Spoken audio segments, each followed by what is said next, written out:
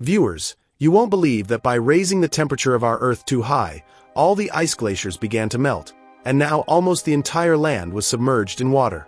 The names of big countries and lions had vanished. In this water world, everyone started living on floating platforms. Now, we are introduced to a man named Marina, who used to travel alone on his boat. After so many years, Marina gained a lot of experience. He knew that the water in the area was salty. To quench his thirst, he filtered his own toilet water because drinking seawater posed a huge risk of illness. Marina was living his life this way. Suddenly, Marina saw another man approaching him, wanting to talk. The man informed Marina that there was a nearby island where many people lived. However, Marina found the man's behavior a bit strange. Just then, a large group of people attacked Marina and the man. These people were called smokers, who would come and go in the sea, robbing and killing travelers. Marina tried to escape, but he noticed that the other man had stolen the fruits from the plants on his boat. For some reason, the man started laughing at Marina, thinking that he was easy prey for the smokers. Just then, Marina discovered a secret button on his boat, and suddenly, his boat transformed into an advanced vessel.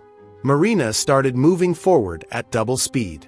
The other man, however, was soon caught by the smokers, who killed him easily. Marina managed to escape and moved away safely. He eventually reached the island where many people lived. Marina had some resources that he wanted to sell. Upon showing them the soil, he stated that he wanted to sell it. Seeing the soil, the people welcomed him inside, as at that time, soil was highly valuable. Marina then exchanged the soil and other items for some money. Whatever amount he asked for, the people gave him in exchange for the soil, as in this water world, finding soil was like discovering a treasure. Now Marina needed to buy water and other things with the money. He went to a shop and bought a tomato plant. The woman who worked at the shop was named Helena, and there was also a girl named Enola.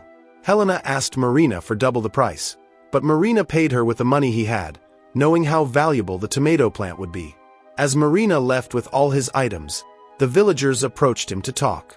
They wanted Marina to marry one of their daughters and, after she became pregnant, he could take his gifts and leave. The villagers believed this because Marina was an outsider, and they thought his DNA was superior, which would ensure that the child born would be very smart and handsome. However, Marina rejected their proposal. As Marina was leaving, the villagers noticed that he had a girlfriend, and they began to suspect that Marina might be a mutant. Consequently, they captured him and imprisoned him in a cage. Just then, a large group of smokers attacked the area, causing everyone to flee for their lives. A wise old man named Gregor tried to save them by launching his flying craft. Helena wanted to join Gregor with Enola, but due to fear, Gregor took off without them. The smokers took complete control of the area. Helena then directly went to rescue Marina, telling him that if he freed her, he would have to take both of them with him. Marina agreed, and they began to escape together. It turned out that all the smokers were called Beacon. They were searching for a large piece of land that still existed in this water world. Beacon knew that a map leading to the land was hidden on the back of a girl named Enola, but she had left with Marina. Now, Beacon sent all his men after Marina and his boat. Marina told Helena that one of them would have to die because there was only enough drinking water for 2 people on his boat. Helena began to request Marina to let them stay, but Marina knew that with all these people, their water supply would dwindle. While they were discussing this, some of Beacon's men arrived in a plane to attack them. Marina went to find some weapons on his boat to counterattack, but Helena thought Marina had abandoned them. So she used a large gun mounted on the boat to fire at their plane, causing a long rope to get tangled with it. As the plane spun, Marina's boat began to slowly get destroyed. Marina quickly emerged and started cutting the rope, as this could completely destroy his boat. After cutting the rope, Beacon's men took their plane and left. Marina was very angry with Helena for this decision. In a way, he punished both Helena and Enola by cutting their hair. Now, he convinced them to stay on his boat. As Marina was moving forward in his boat, he spotted another boat at a distance. He thought he could rob the man on that boat and take everything he had. So, he steered his boat towards the stranger. When they met, they decided to exchange valuable items. The man asked for some papers in return. Marina agreed and told the man that for the next half hour, Helena was his. The man went directly to grab Helena, but after a moment of fear, Marina changed his mind. He went to the man and rescued Helena. Marina fought the man off and escaped with Helena and Enola. Marina was feeling hungry like the others, so he jumped directly into the water. After searching for a while, he caught a very large fish for food. The three of them enjoyed eating the fish together. Enola had never eaten such fish before. During the meal, Marina learned that Enola couldn't swim. In this water world, everyone was expected to swim well. As time passed, Marina grew closer to Helena. Marina had developed a strong bond with both Helena and Enola during their journey. He felt like he had formed a complete family with them. After traveling for some time, Marina reached a large stopping point. He thought they would be completely safe there, but from a distance, he noticed that Beacon's men were present, meaning Beacon and his crew had followed them. Beacon had come here specifically to capture Enola, hoping to use the map on her back to find dry land. However, before Beacon and his men could attack, Marina made the smart decision to turn the boat and escape. Thanks to this decision, they managed to get away. Helena then revealed the truth to Marina. The map on Enola's back did indeed lead to dry land. She believed that there were still places of dry land left on Earth, contrary to what Marina thought, that no dry land remained. This information sounded false to Marina, so he decided to take Helena underwater in a bubble to show her the reality. Under the water, Marina showed Helena the large countries and cities that had sunk, proving that no land was left above water. After this demonstration, Marina and Helena surfaced, but they found that Beacon and his men had arrived.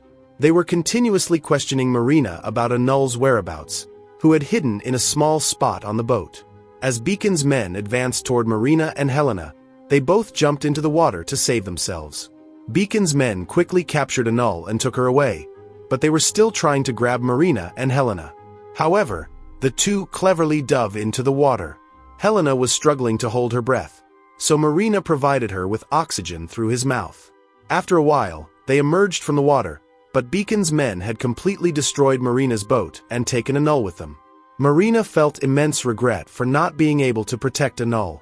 Seeing this, Helena was quite impressed with Marina. There was a visible bond developing between them, but now Marina's boat had broken, causing them to get stranded. Suddenly, a man named Drug arrived with his flying machine. He helped Marina and Helena onto his craft and took them along. There, they found many other survivors, including Gregor. After resting for a while, Marina decided that he would do whatever it took to rescue Enola. Gregor assured everyone that they would be ready for backup, and Marina traveled for several hours until he reached Beacon's hideout. Meanwhile, Beacon had Enola with him, who had the driving map on her back. However, Beacon had no idea how to read the child. Marina directly demanded Enola back, but Beacon told him that while he had come here, he wouldn't return alive. In response, Marina threw a small explosive into the chimney, leading to a massive explosion that killed many of Beacon's men and completely destroyed the hideout. Despite the chaos, Beacon managed to escape with Enola into a plane. Marina, using a hook, managed to latch onto the plane, causing it to crash. He quickly rescued Enola and fled the scene. Gregor, along with the rest of his crew, reached the flying machine using ropes to assist Marina and Enola. However, just as Marina reached the wooden hotel where the others were gathered, Beacon's men attacked, surrounding Enola. Marina felt desperate, unsure of how to save Enola quickly. In a moment of determination, he tied rubber ropes around his feet and jumped down. He caught the first person he could and boomeranged back into his flying machine. But Beacon's men continued to surge forward, trying to close in on them. They collide at once, causing Beacon and all his men to drown in the water, while Marina is safely brought back. After that, Gregor and the others start moving forward. Gregor also finds Marina's story believable and begins to analyze the map on Enola's back, creating a direction toward dry land. They all continue sitting in the flying machine, and after a while, when they open their eyes, they see massive mountains. Marina is astonished to realize that dry land does exist, and for the first time, they set foot on solid ground. This land feels like paradise to all of them, and Marina and the others begin exploring the forest, searching for different things. However, after a few hours, Marina feels uneasy. He senses that he is struggling to breathe. Having lived in water for so many years, he has grown accustomed to it and wants to return to his water world. Helena and Enola, on the other hand, do not want him to leave. They wish for Marina to stay with them forever, but Marina's life is tied to the water world. Thus, he decides to build his own unique boat and embarks on his journey back. And so, our story comes to an end. This tale presents a frightening glimpse into the future, highlighting that if such conditions arise, where would humanity go and how would they survive? In reality, the increasing global warming makes these cinematic concepts seem increasingly plausible, and in the coming years, we may witness these results.